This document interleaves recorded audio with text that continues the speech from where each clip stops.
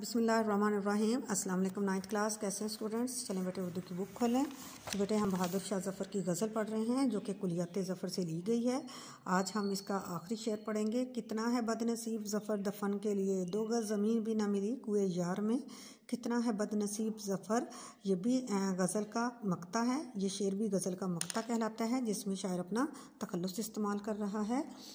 बदनसीब बदकिस्मत है कुए यार महबूब की गली, मुराद अपना इलाका। बहादुर शाह ज़फ़र कहते हैं, मैं किस कदर बदनसीब नाकदरा इंसान हूँ और किस कदर महरूम इंसान हूँ, मरने के बाद कब्र के लिए अपने वतन की मिट्टी भी नसीब ना हो सकी, वतन की मिट्टी भी नसीब ना हुई। तशरीह तलब गज़ल के शेर में यकसा मजमून बयान किया गया है जिसमें दुनिया की फ़ानी होने का जिक्र है।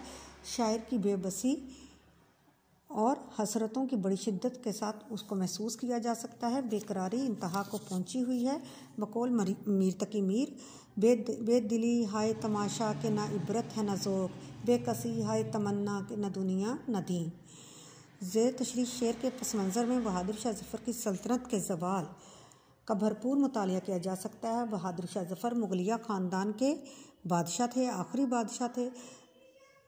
63 वर्ष की उम्र में उन्होंने कैद की हालत में रंगून बर्मा में रखा गया और वहीं उनका इंतकाल हुआ। रंगून में ही आसूदा खाक हुए। यूँ वक्त के बादशाह थे, दरबदरी उनका मुकद्दर ठहरी और आखिरी आराम के लिए अपने वतन की मिट्टी भी नसीब ना हुई।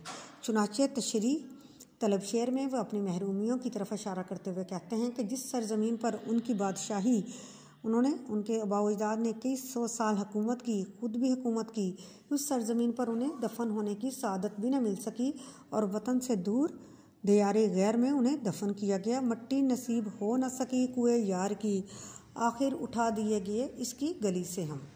ठीक है बेटे, ये आज हमारी गज़ल मुकम्मल हुई और इस तरह हमारा जो है सिलेबस की जो आखिरी गज़ल थी वो मुकम्मल हो चुकी है और इंशाल्लाह जो है हम बी पेपर का ग्रामर का काम करेंगे अपने नेक्स्ट वीक में। ओके जी, अल्लाह हाफिज़।